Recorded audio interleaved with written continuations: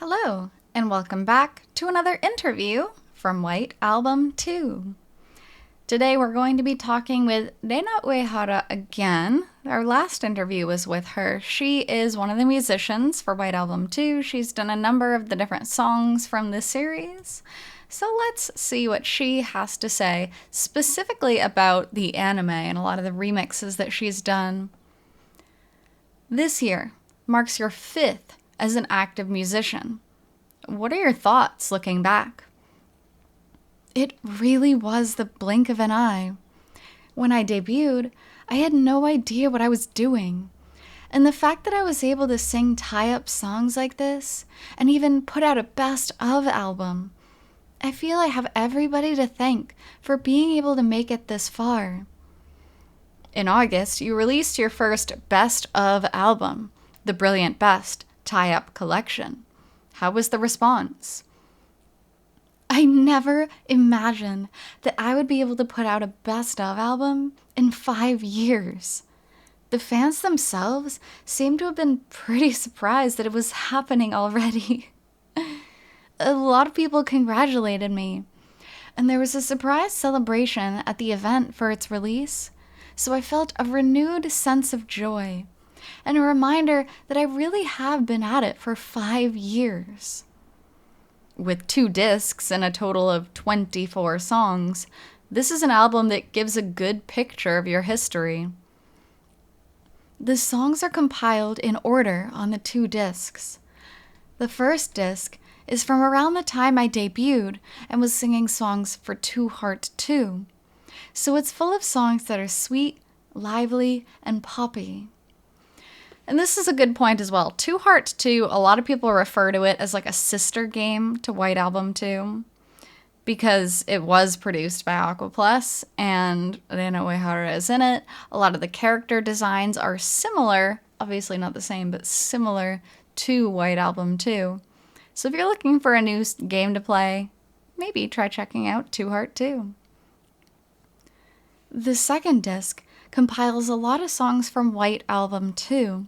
So it has a slightly more mature feeling. Since the first and second discs differ in vibe and color, I feel like the album gives me a sense of my own evolution and growth. Differences between rearranged and re-recorded anime theme songs and their original versions. The fact that the best of album includes Tadokanai Koi and Closing, the original game versions of Tadokanai Koi 13, the opening theme of the White Album 2 anime, and Closing 13, the ending theme of episode 2, is very interesting. Tadokanai Koi was released as a single in 2010, but I never thought I would get to sing it again in a new arrangement 3 years later. Because 3 years later was when the anime was actually being produced. Tadokanai Koi 13 is pretty close to the original in vibe, but I hope people will hear and feel the way that it's evolved. Listening to Tadokanai Koi and Tadokanai Koi 13, do you yourself notice any differences? I always do my recording at a studio in Osaka. Not just for Tadokanai Koi, but I recorded this single in Tokyo, which means someone else was directing me, so the approach was different. Also, Tadokanai Koi 13 has a stronger band-like feeling compared with the original version, and I made an effort to sing with more power and a stronger attack to match the grinding of the guitar. And with anime theme songs, they're usually pretty intense. They're usually pretty powerful. So, I mean, granted, I think the original would have been fine as well, but having like a fresh new theme song, I think really just kind of, for a fan getting back into it, they're like, oh my god, it's new, but it's the same, but it's exciting. You know, you gotta kind of have something updated to keep the fans excited. When I listened to each one and compared, I felt that the emotions were shown more clearly in the new version. It seemed like you had grown as a singer. I'm glad to know traces of my growth are present. I've had a lot of opportunities to sing Todokanai Koi lately, at my own shows and events, and at the White Album 2 live concert held this year. So I think the changes that have naturally occurred over the course of those performances is reflected in Todokanai Koi 13. Next matter of interest, the ending of the anime, and admiration of the timing of the ending theme song. What were your thoughts when you watched the anime of White Album 2? And this is a point that I just have to bring up, is that I'm always boggled when voice actors or singers or whatever don't actually play or watch the full source material. And it's not just a one-off thing, like, it's a common thing. Even if you listen to the White Album 2 radio show, you'll hear the voice actresses of Setsuna and Kazusa. They're like, oh yeah, I haven't finished this route. I haven't finished that route. I'm currently playing through this. And I'm like, what? It's been years since the game. How have you not finished the entirety of the game? Like, I guess. I don't know. That just boggles me. So I'm glad that Uehara Rena has watched the anime. The popularity of the game was high, and I personally loved it. So I was sure that if it became an anime, it would have to be interesting.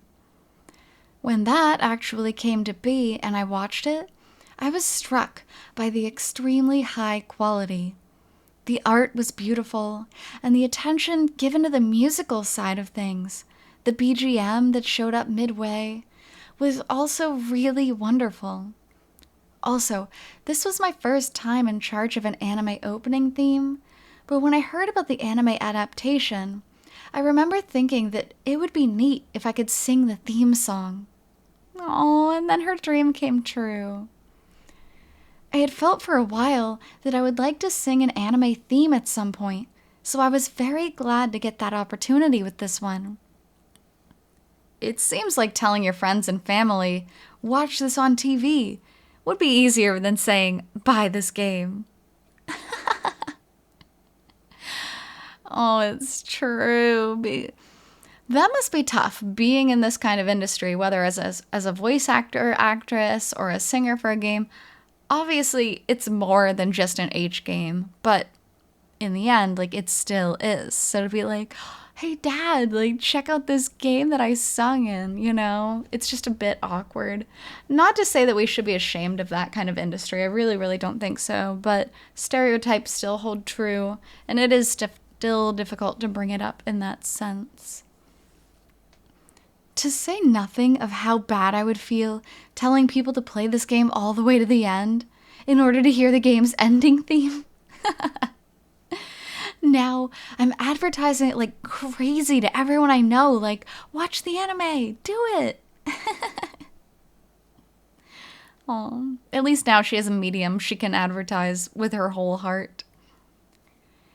The first episode begins suddenly with Haruki, Setsuna, and Kazusa facing each other, hinting that something serious has happened. It does! As with the game, Fumiaki Maruta-san was in charge of the composition and scenario of this series. And Maruta-san said that this is his first time doing an anime, but it certainly doesn't seem that way at all. I was very impressed. The performing cast themselves praised the way the ending of every episode keeps you hooked. The endings leave you dying to know what's going to happen next. The timing of the ending theme and the way it lingers are very well done too. Attention to the depiction of the characters' emotions and finely detailed story devices. This is a story about Haruki as he approaches the high school festival concert. But we catch flashes and glimpses of Setsuna and Kazusa's own feelings for Haruki. Flashes and glimpses. It's like a blaring, neon, flashing sign. You frequently see characters' emotions coming out in the smallest scenes. Even secondary characters, like Haruki-kun's best friend, Takeya-kun, have their feelings depicted in detail.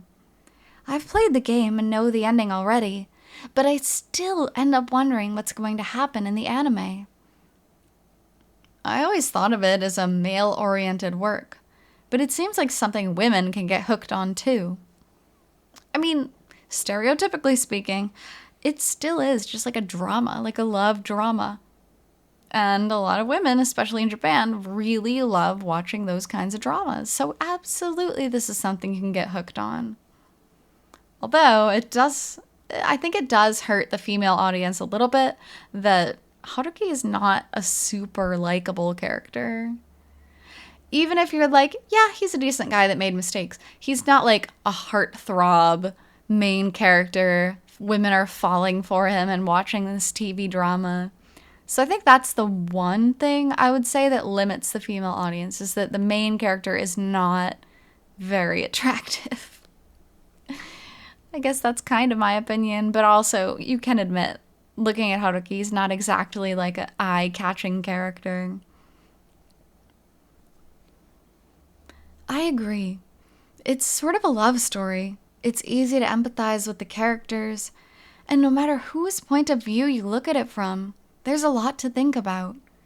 Each character gets hurt, but none of them is a bad person, should be our bad people. And I imagine that from a guy's point of view, Setsuna and Kazusa are both appealing, so it's not so bad to have to choose one. Yeah, it's like having two delicious cakes, but you're only supposed to choose one of them. But Haruki-kun can't choose between them. I mean, as a woman, I would rather he did make a choice. But the fact that they're both so appealing must be what causes him to waver. What else would you put forth as highlights of the anime? Every episode has its own dramatic, heart-shaking scenes. And I think that if you go back and re-watch after finishing the whole thing, you'll make new discoveries. There are all kinds of devices set in the little details. I also would say you should watch all the way to the end in order to see the outcome of the love between the three of them. But even if you watch through to the end, it's just covering introductory chapter. When are we getting a season 2? We probably won't, realistically. It's been a long time, but that would be amazing. Todokanai Koi, a long-beloved signature song. Your latest single release contains 3 songs. Todokanai Koi 13, the opening theme, Closing 13, the special ending theme for episode 2, and a new song, Sayonara no Koto, which is the ending theme from episode 3 on. A rich group of songs. It's rare these days for one person to sing both the opening and ending themes of an anime. Actually, that's true. I hadn't thought of that before. You rarely see that. I can't even think of it. I'm sure there are, but I can't think of a single example off the top of my head for that. Shortly after the anime adaptation was announced, I was told that I would be singing a rearrangement of Todokanai Koi for the opening theme. But the matter of the ending theme wasn't settled until the last minute. Since the work has music as a theme, the director was very fixated on the music, an attitude that passed to the staff as well. And making music that fit tightly with the work was the top priority. I also did my utmost to meet their expectations. She exceeded their expectations. She did a fantastic job. Setsuna and Kazusa are the heroines of the anime. But after being involved with the work for so long and playing such an important role, couldn't we say at this point that you're the third heroine? What an awkward question. Sorry, I'm going to break in here. I never imagined that I would be involved this long, starting with the game, through White Album 2 Live, and all the way to the anime.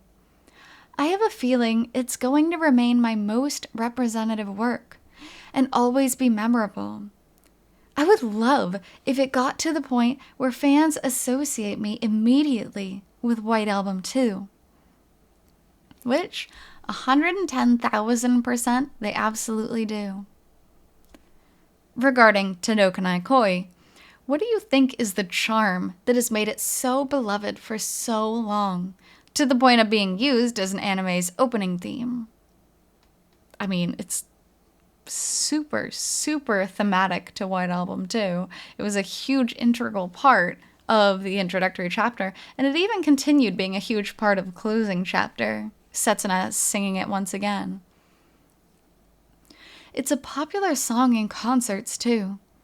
I think it's all in the moving lyrics and the melody line and arrangement that fit the work so well. It's also just a really popular song outside of White Album, too. Like, having been on Twitch, a lot of VTubers on Twitch will do covers of Tadokanai Koi. I've done one myself. It's just a fun song to sing overall. An arrangement that fits the work, and lyrics that realistically depict the troubles of women in love. Within the story, Tadokanai Koi 13 is performed by the three main characters as a three-piece band, with Setsuna on vocals, Haruki on guitar, and Kazusa on keyboards. As might be expected, the song itself features both guitar and keyboards as one of its characteristics. The sound arrangement is very fitting for White Album 2. It was composed in such a way that, while it follows the work, even people who didn't know the work could find it a great song. And I was thrilled to be able to sing it, surrounded by such incredible musical professionals. I feel like I can understand Setsuna's joy at being able to sing with an expert pianist like Kazusa. Also, the opening sequence has a scene of the three of them playing live, while that song is the band sound, so I would recommend listening to this song while watching that scene. And if you're listening to the original, maybe listen to the Setsuna version of Tadokanai Koi. There are so many versions that are fitting for so many different different scenes. The sound of the guitar and the piano melody tug at the emotions themselves, but the lyrics are even more emotional. For example, the chorus, "My love may never reach you, but will the day come when it starts to show? Until that hazy answer comes into view, this love still can't go anywhere." You have someone you like, and you know you shouldn't give up, but you also know you couldn't give up, even if you wanted to. That kind of circle. Well, that and just being straight up too afraid to tell them, which you should, as we all know, having played White Album 2, because things would have worked out wonderfully for Kazusa had she said something, but she didn't. And same with Haruki. It's full of the hopeless emotions and conflicts of a girl in love. Listening to it while watching the anime boosts its explosive power even more. I also think it's nice that the point of view of the lyrics allows for a variety of imagined scenarios and interpretations. But even people who aren't watching the anime can substitute their own experiences in love while they listen. It was written for this work particularly, but the lyrics and melody are realistic in such a way that it wouldn't feel out of place in a drama either. I think it could pierce pretty deeply if you listen to it while dealing with unrequited love or a broken heart. Aw, it's true though. It can make you so sad. I'm sure there are like a bazillion AMVs, anime music videos, to Tadokanai Koi. I haven't actually looked that up, but I'm sure they exist. And yet, even though you're singing about a maddening, painful love, the melody is extremely catchy, which produces something of a strange effect. By the way, do you have any favorite lines? I like how the bridge, "How can I make my heart reflect in the mirror?" represents the heart's complications. In the bridge for the second chorus, it becomes, "How can I make myself reflect in your heart?" The lyrics may not be all that wordy, but they're polished from corner to corner, And I think that comes through. Beautifully written lyrics, absolutely wonderfully. A song that pierces the heart regardless of generation, through bittersweet language and nostalgic sound. The fact that no English words are used is also something rare and valuable in today's anime opening themes. Oh, absolutely. Anime themes love adding in English, like Fighting Dreamers. We are fighting dreamers. Like, anime loves just throwing in little English bits, and I think it's very adorable that they do. However, for someone who speaks English, it can come off as kind of cheesy. And for this, they wanted cheesy, but they wanted like high school Japanese boy cheesy. And that's why I think it worked really well. Because someone like Haruki wouldn't randomly throw in English. That would be too romantic or silly for Haruki. I think it's really more realistic that they kept it all in Japanese. There's a certain nostalgia in both the lyrics and the melody, a Showa kind of feeling. I think it could be popular with people who are fond of kayokyoku in the 80s. It might reawaken memories of the music you used to listen to, or reach latent areas of your heart and resonate there. The kind of song that people of any age could empathize with. I hope that not only people who are going through that adolescent phase in their life right now, but also adults who remember their own experiences of love in their youth will listen. Oh, for better or worse, people might have good or bad memories. When you think about it, the 3 years between the debut of the song and your singing it again now isn't really that long of a time. After 5 or 10 years, listeners might absorb it in a new way. But 3 years out, the image of the original song is still pretty strong. The outcome was more reassuring than I thought. Before recording, I was anxious over how people who knew the original song would receive it. And I worried a lot over how best to make the rearranged version into something people would like. How much I should change or not change. That balance was what I puzzled over the most. And I think she did a good job of keeping it refreshing while sticking true to the original, not like completely making it a new song in its entirety. So, I think that's a good place to stop off for now. This interview will continue on with part 2. So, thank you so much for joining me on this White Album 2 interview, and I will be back with part 2 shortly. So until then, hope you take care. See you!